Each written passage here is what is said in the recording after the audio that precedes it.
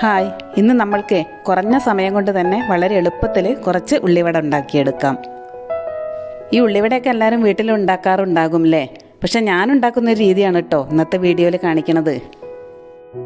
എന്നാൽ നമുക്ക് പെട്ടെന്ന് തന്നെ വീഡിയോയിലേക്ക് കിടക്കാം.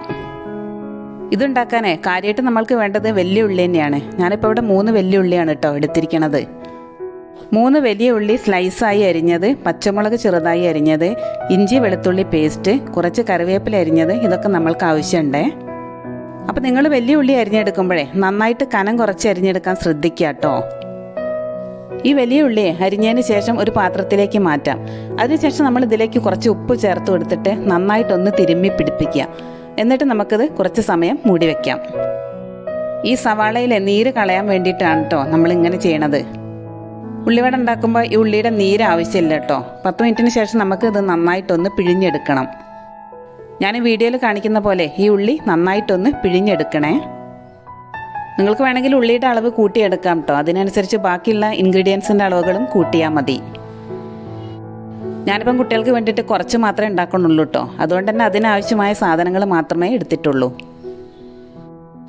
ഉള്ളിയൊക്കെ നന്നായിട്ട് പിഴിഞ്ഞെടുത്തിട്ടുണ്ട്. ഇനി നമ്മൾക്കിതിലേക്ക് കുറച്ച് പൊടികളും കൂടി ചേർക്കാനുണ്ട്. അപ്പോൾ ഇതിലേക്ക് ഞാൻ 3 ടീസ്പൂൺ മൈദപ്പൊടിയാണ് ചേർക്കുന്നത്. അപ്പോൾ നിങ്ങൾക്ക് വേണമെങ്കിൽ മൈദപ്പൊടിക്ക് പകരം കടലപ്പൊടിയും എടുക്കാം കേട്ടോ. ഞാനിവിടെ വീട്ടിൽ മൈദപ്പൊടിയോ അല്ലെങ്കിൽ ഗോതമ്പ് പൊടിയോ ഒക്കെയാണ് ഉള്ളിവട ഉണ്ടാക്കാൻ ഉപയോഗിക്കാറ്. പിന്നെ അതൊന്ന് ക്രിസ്പി ആയിട്ട് കിട്ടാൻ വേണ്ടിയിട്ട് ഞാനിതിലേക്ക് 1 സ്പൂൺ അരിപ്പൊടിയും കൂടി ചേർക്കുകയാണ്. പൊടികളൊക്കെ ചേർത്ത് കൊടുത്തതിന് ശേഷം നമ്മൾക്കിതിലേക്ക് ഇഞ്ചി വെളുത്തുള്ളി പേസ്റ്റും ചെറുതായി അരിഞ്ഞ പച്ചമുളകും കറിവേപ്പിലയും കൂടി ചേർത്ത് കൊടുക്കാം. ഉപ്പും എരിവും പോരാന്ന് തോന്നുകയാണെങ്കിൽ കുറച്ച് ഉപ്പും ചതച്ചെടുത്ത കുരുമുളകും ചേർത്ത് കൊടുക്കാമേ. ഇനി ഇതിലേക്ക് 1/2 ടീസ്പൂൺ മുളക് പൊടി, 1/4 ടീസ്പൂൺ മഞ്ഞൾപ്പൊടി, 1/4 ടീസ്പൂൺ ഗരം മസാലപ്പൊടി, ഇത് 3 കൂടി ചേർത്ത് കൊടുക്കാം. ഞാനെടുത്ത പച്ചമുളക് അത്യാവശ്യം എരിവുള്ളതാണ് കേട്ടോ. അതുകൊണ്ട് തന്നെ ഞാൻ കുരുമുളക് പൊടി ചേർക്കണില്ല കേട്ടോ.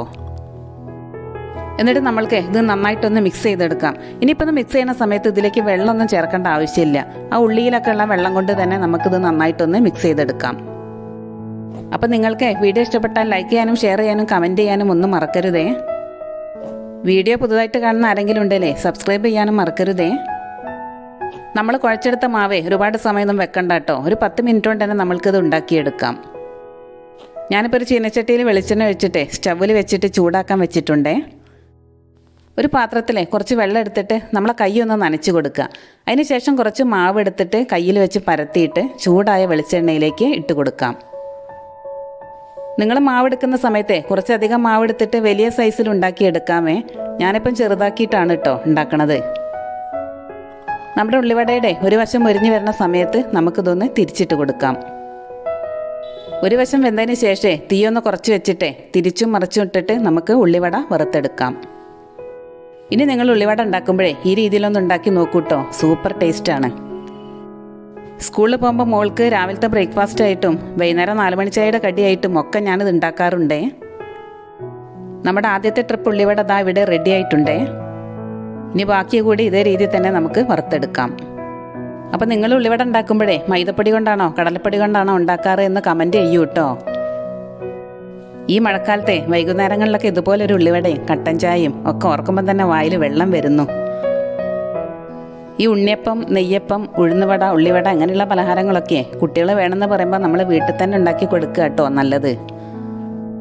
അപ്പോൾ എല്ലാ അമ്മമാരെ പുറമേ നിന്നും ഇതുപോലുള്ള പലഹാരങ്ങളൊന്നും വാങ്ങാണ്ടേ കുട്ടികൾക്ക് ഇതൊക്കെ വീട്ടിൽ തന്നെ ഉണ്ടാക്കി കൊടുക്കൂ കേട്ടോ. നമ്മുടെ ഉള്ളിവടയും കട്ടൻ ചായയും ഒക്കെ അത് അവിടെ റെഡി ആയിട്ടുണ്ടേ. ഇനി ഞാൻ വൈകുന്നേരത്തെ ചായ കുടിക്കട്ടെ. നിങ്ങൾ ചായ കുടിച്ചോ? വീഡിയോ ഇഷ്ടപ്പെട്ടാൽ സപ്പോർട്ട് ചെയ്യാൻ മറക്കരുതേ. ഇതുപോലൊരു റെസിപ്പിയുമായി ഇനി നമുക്ക് മറ്റൊരു വീഡിയോയിൽ കാണാം.